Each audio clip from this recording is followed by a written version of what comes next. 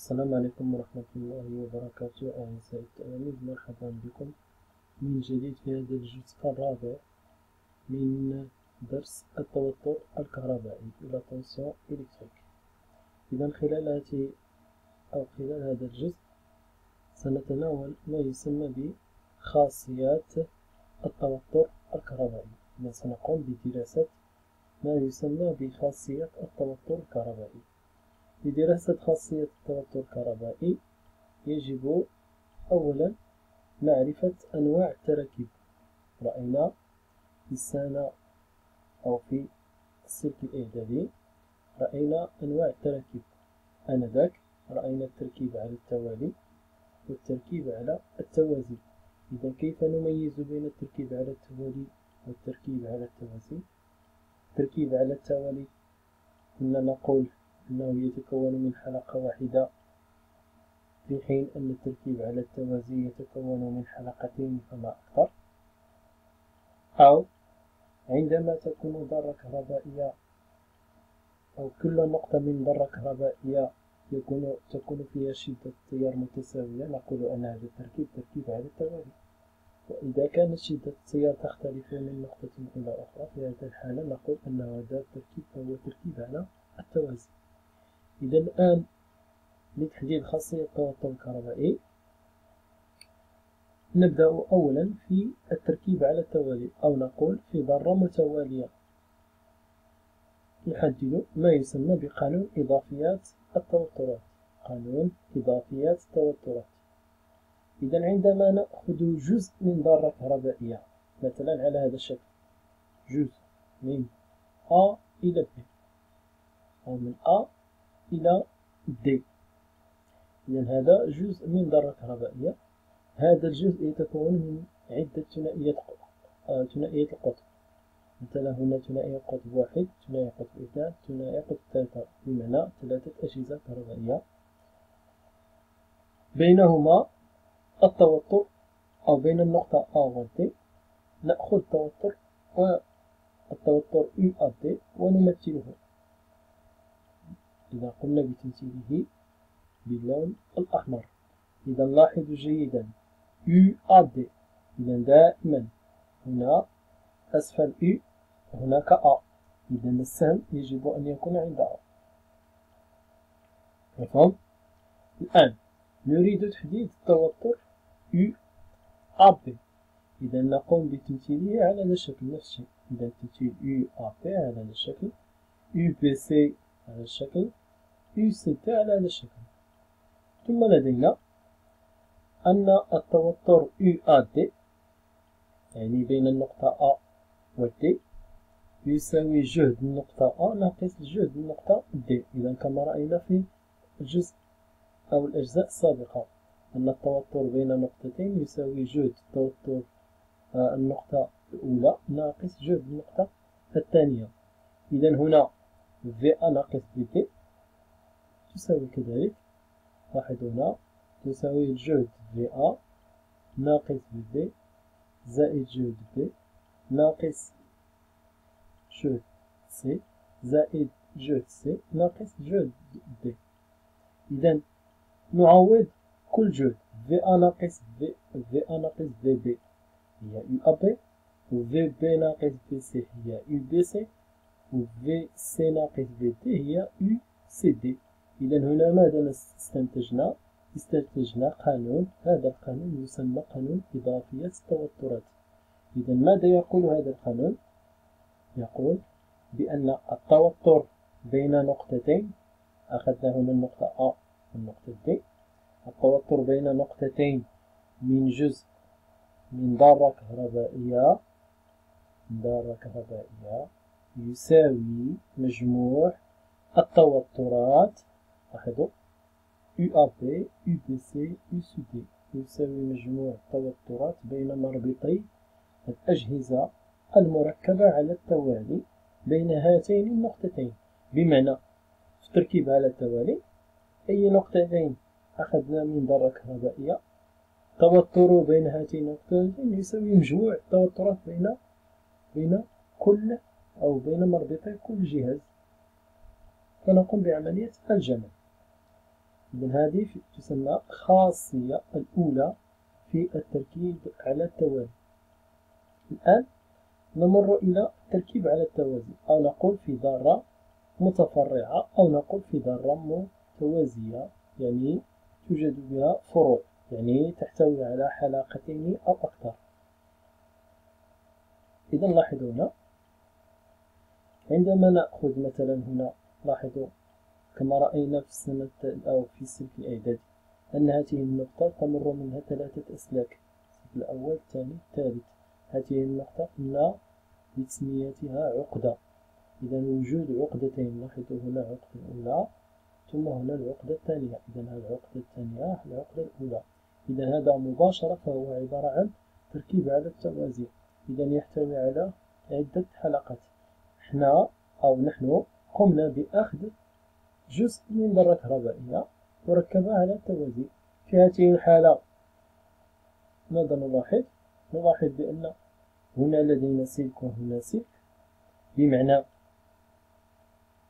كملحوظة أساسية أعزائي التلاميذ أن توتر الكهربائي لسلك توصيل دائما يساوي صفر.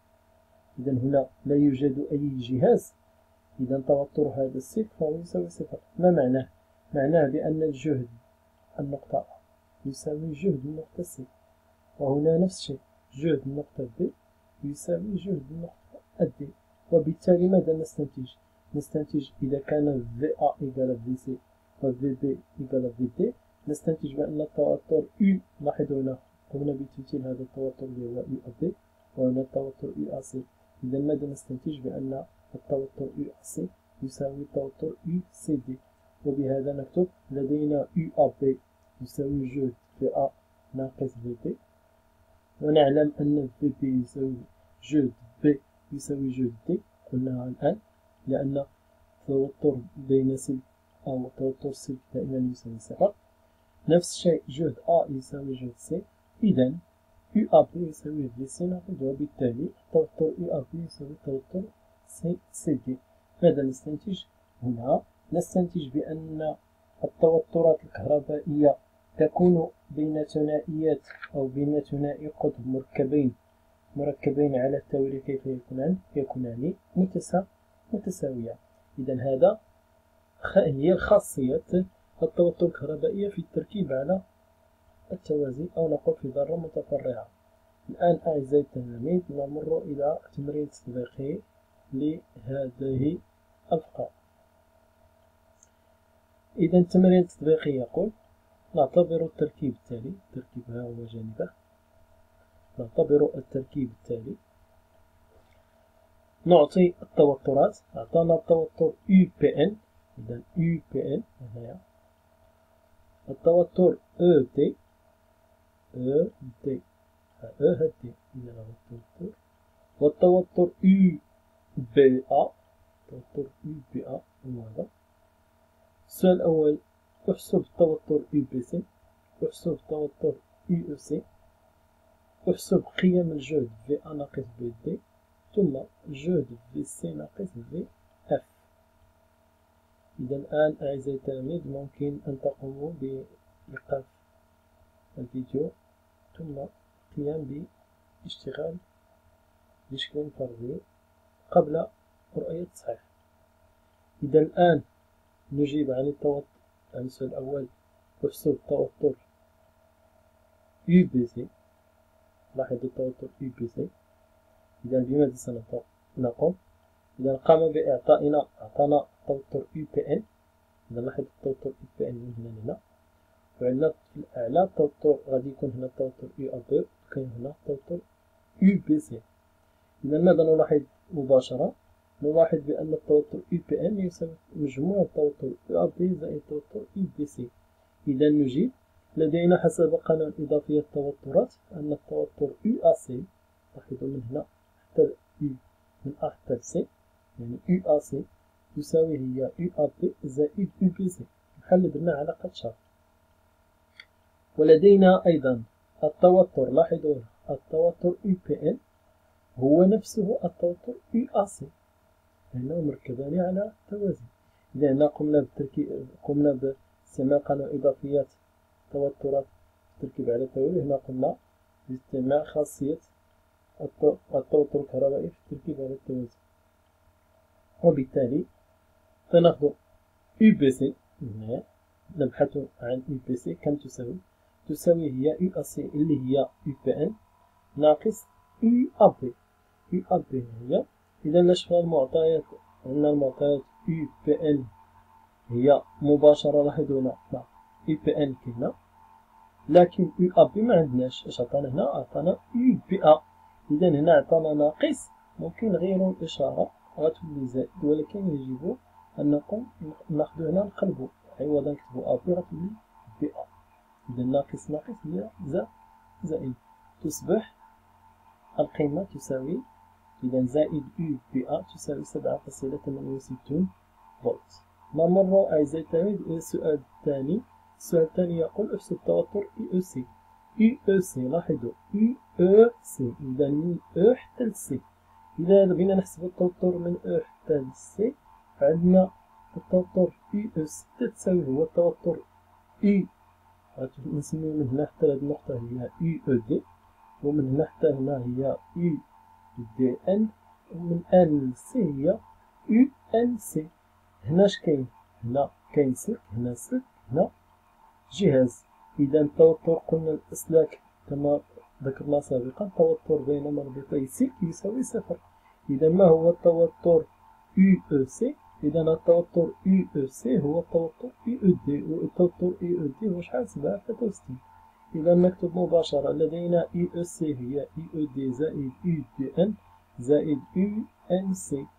ونعلم أن التوتر بين مربطي UDN و UNC يساوي صفر.